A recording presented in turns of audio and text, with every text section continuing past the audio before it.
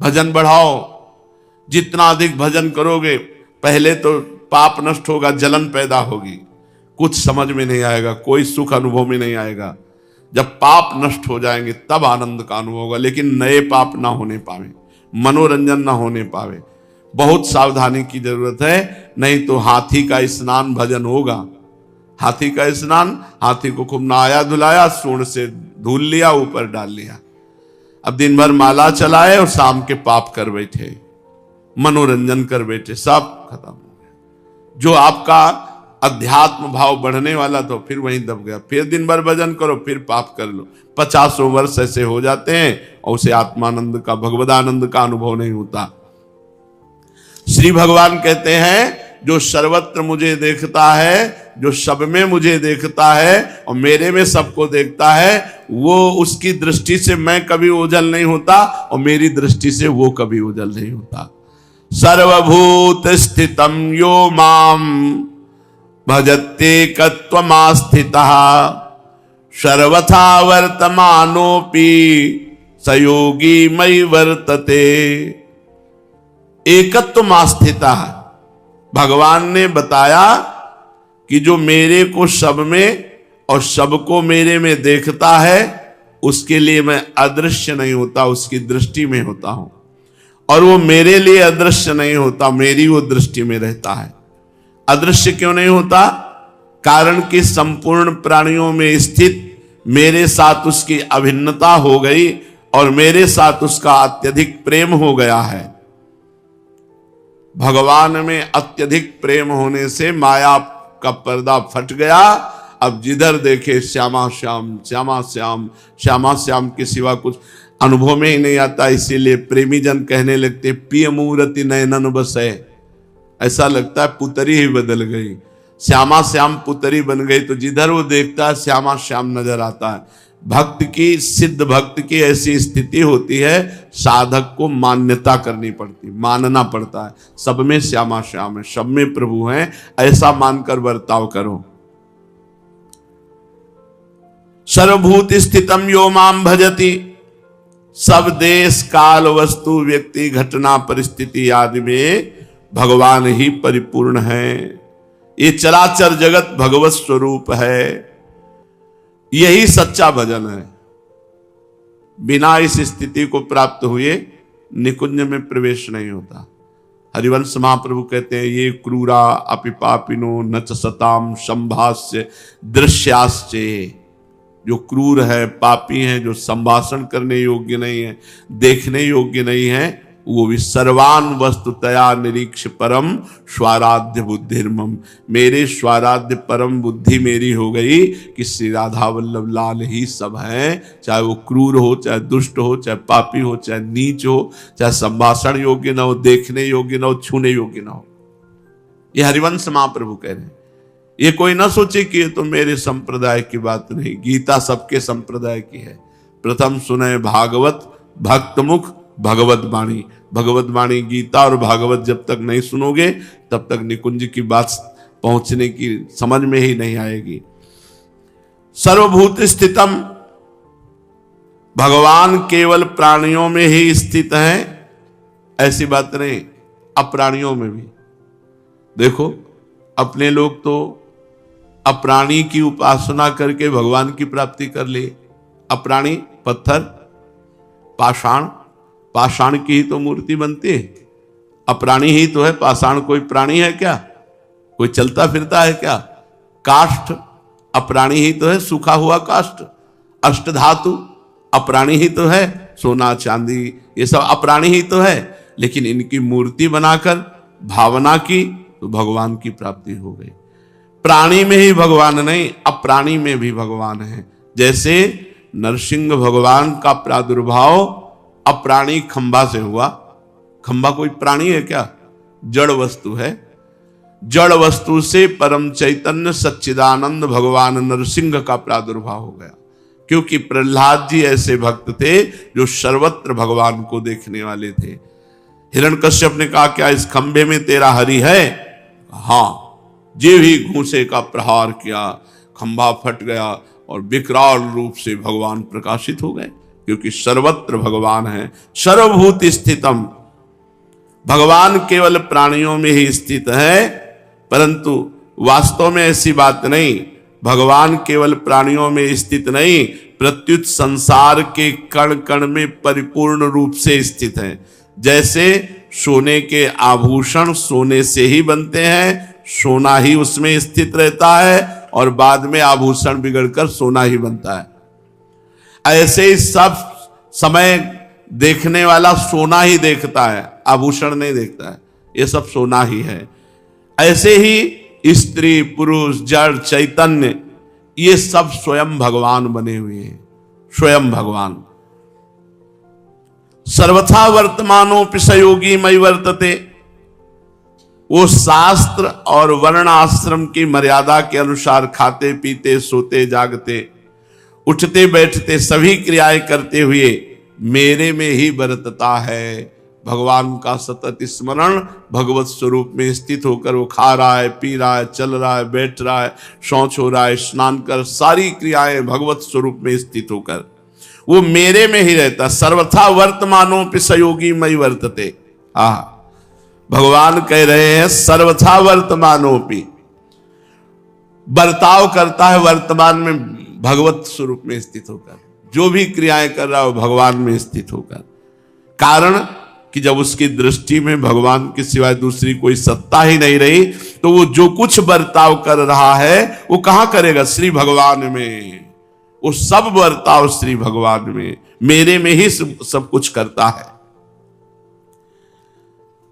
आत्मौपम्येन सर्वत्र, सर्वत्र सर्वत्र का सब जब तक समाधान नहीं हो जाएगा तब तक साधक राग द्वेष करता रहता है, लड़ाई झगड़ा करता। अरे अपने प्रभु से लड़ाई झगड़ा, सब में प्रभु, अपने प्रभु को गाली दे रहे हो, अपने प्रभु के प्रति द्वेष। जब शास्त्र कह रहा है और स्वयं भगवान कह रहे हैं, ये भगवान की वाणी है। ऋषि मुनि जो कहते हैं वो भगवान जो अनुभव कराते हैं, यहां तो स्वयं भगवान कह रहे हैं सब में भगवान हो। आप भगवान की आराधना करते हो, लड़ाई झगड़ा करोगे, भगवान की प्राप्ति होगी। आत्मौपम्येन सर्वत्र समम पश्यति यो अर्जुन, सुखम वा यदि वा दुखम स योगी परमो मतः। आत्मौपम्येन सर्वत्र समम पश्यति यो अर्जुन। साधारण मनुष्य जैसे अपने शरीर में अपनी स्थिति देखता है, तो उसके शरीर के किसी अंग में किसी तरह की पीड़ा हो तो यही कहता है कि मुझे दर्द है, जबकि वो हाथ में दर्द है, पैर में दर्द है, लेकिन वो अनुभव करता है मुझे दर्द है, क्योंकि वो पूरे शरीर में मैं का संचार कर चुका है। मैं यद्यपि है नहीं। जैसे अज्ञानी मनुष्य अपने शरीर को प्यार करता है, कहीं भी चोट लगे तो सीधे उसको चोट लगती है, ऐसे ही सब प्राणियों में प्यार। चराचर जगत में सब दूसरे को पर दुख द्रवै सुसंत पुनीता, जो दूसरे के दुख को देखकर द्रवित हो गया। जैसे अपने हाथ में पीड़ा तो अपनी पीड़ा, ऐसे दूसरे को पीड़ा तो अपनी पीड़ा। सब में भगवान विराजमान है, सब में प्रभु विराजमान है, और प्रभु हमारे प्राण प्यारे हैं, तो मेरे प्रभु को कष्ट है, मेरे प्रभु, ऐसी भावना।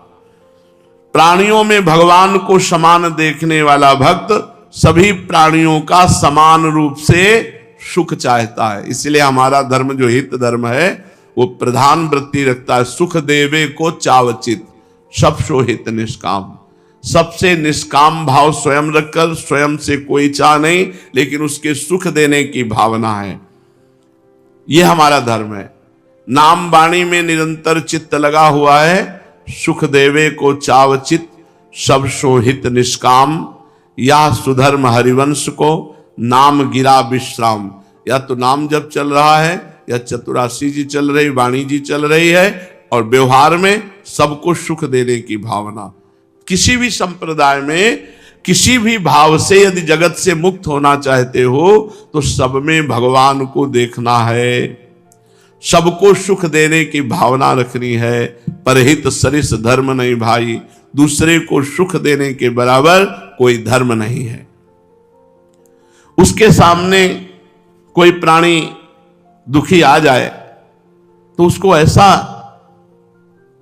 दुख होता है कि जैसे अपने शरीर में पीड़ा हो, अपने शरीर में पीड़ा हो तो लगता है कैसे दुख दूर करूं, अब कोई उपाय नहीं है तो पीड़ा युक्त हो गया।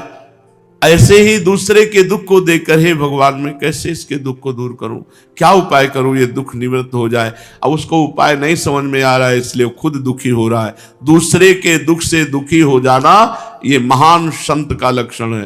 पर दुख द्रवेश संत पुनीता, यही भगवान के प्रेमी भक्त का लक्षण है। सर्वत्र कहने का तात्पर्य है उसके द्वारा वर्ण आश्रम देश भेद संप्रदाय आदि का भेद न रखकर सबको समान रीति से सुख पहुंचाने की स्वाभाविक चेष्टा। पशु पक्षी वृक्ष लता स्थावर जंगम सभी प्राणियों की भी समान रीति से सुख पहुंचाने की चेष्टा, साथ ही साथ उनका दुख दूर करने का स्वाभाविक उद्देश्य। ये केवल भारत में ही है। ये भारत भूमि परम पवित्र है। यहां कीड़ा मकोड़ों की भी सुरक्षा की बात कही गई कि सब में पशु पक्षी सब में, और बाहर तो भक्षण करते हैं, यही आहार करते हैं, पशु पक्षियों का आहार करते हैं, कीड़े मकोड़े का आहार करते हैं। गाय भैंस सुअर कुत्ता पशु कुछ नहीं बच रहा, सब काट काट के खा रहे हैं। ये केवल भारत पवित्र देश है, इसमें जो दूषण आया है ये दूसरे देशों का अनुकरण करने से गंदी बातें आई हैं। ये परम पवित्र महान धार्मिक महान तपस्वियों का देश है भारत। देखो यहां क्या उपदेश भगवान अवतार लेकर कह रहे हैं, समस्त प्राणियों को सुख पहुंचाना, चाहे पशु हो चाहे पक्षी हो कीट हो पतिंगा हो वृक्ष हो, किसी को नहीं कष्ट देना, सबको सुख पहुंचाना। अपने शरीर के अंगों का दुख दूर करने की समान चेष्टा होने पर भी अंगों में जैसे भेद दृष्टि रहती है, रहना भी चाहिए। जैसे हाथ का काम पैर से नहीं किया जा सकता, अगर हाथ को हाथ छू जाए तो हाथ धोने की जरूरत नहीं, लेकिन अगर मलमूत्र के अंगों को छू जाए तो फिर हाथ रज लगा के धोने की आवश्यकता होती है। ऐसे हम व्यवहार तो करेंगे सब में भगवत भाव, लेकिन ये व्यवहार इसमें अंतर रहेगा। ऐसा नहीं सब में भगवत दर्शन करना है, पर बर्ताव यथा योग्य करना है। जैसे अपने हाथ से ही अपना हाथ छू जाए तो धोने की जरूरत नहीं, लेकिन अपने ही हाथ से मलमूत्र के द्वार छू जाए तो धोने की आवश्यकता होती। ये परम पवित्र बुद्धि होती है। उसमें ये नहीं देखा जा सकता कि यार ये तो समदर्शी नहीं है क्योंकि ये तो ऐसा बर्ताव करता है। शास्त्र आदेश करता है, तस्मात् शास्त्रम प्रमाणम ते कार्याकार्यो व्यवस्थितो, कार्य और अकार्य की व्यवस्था शास्त्र के अनुसार हो। बिल्कुल पक्का समझ लो, जब तक शास्त्र के अनुसार नहीं चलोगे सिद्ध नहीं हो सकते, भगवत प्राप्त नहीं हो सकते, पक्का। यह हमारा अनुभव है। एक शब्द भी शास्त्र के विरुद्ध अगर जीवन में है तो लड़खड़ा के तुम्हें मुंह भरा गिराएगा, और जब वो छोड़ोगे तब ऊपर चढ़ोगे। स्थिति बाई स्थिति अगर बढ़ना है तो शास्त्र की एक भी आज्ञा का उल्लंघन न हो, संत सदगुरुदेव की एक भी बात का उल्लंघन न हो तो आप अध्यात्म की ऊंचाई पर चढ़ सकते हो। नहीं खाओ पियो मौज करो, अध्यात्म की ऊंचाई पर चढ़ना कठिन है। ऐसे ही शास्त्र और वर्ण आश्रम की मर्यादा के अनुसार सबके दुख में समान भाव रखते हुए भी स्पर्श अस्पर्श का ख्याल रखकर व्यवहार होना चाहिए। किसी के प्रति किंचन मात्र भी घृणा की संभावना ही नहीं होनी चाहिए। सब में भगवान है। जैसे अपने शरीर के पवित्र पवित्र अंगों की रक्षा करने में, उनको सुख पहुंचाने में कोई कमी नहीं रखते, फिर भी पवित्र और अपवित्र की दृष्टि से जब अपवित्र स्थानों को अपने शरीर के छूते हैं तो पवित्र करते हैं। ऐसे हम व्यवहार में रहें। सुखम व यदि वा दुखम, अपने शरीर की उपमा से दूसरों के सुख दुख में समान रहने का तात्पर्य ये नहीं कि दूसरों के शरीर के किसी अंग में पीड़ा हो जाए तो वह पीड़ा अपने शरीर में भी आ जाए, ऐसा नहीं है। अपने को उसकी पीड़ा का अनुभव होने लगा, कैसे इसका दुख दूर करूं, हे भगवान क्या करूं, ये दुखी है, इसका दुख कैसे निवृत्त करूं। अगर ऐसी क्षमता आ जाए भगवान की प्राप्ति, और भगवान की प्राप्ति होने पर ऐसी क्षमता आ जाती है।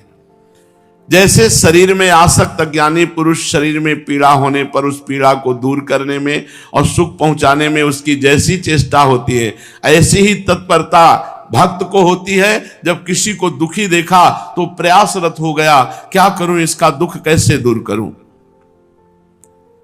श्री भगवान कहते हैं निरंतर भगवान का सुमिरन करते हुए सब में भगवान को देखो, सबको भगवान में देखो और सबसे व्यवहार ऐसा करो कि हमारे द्वारा सुख पहुंचे, किसी को दुख ना पहुंचे।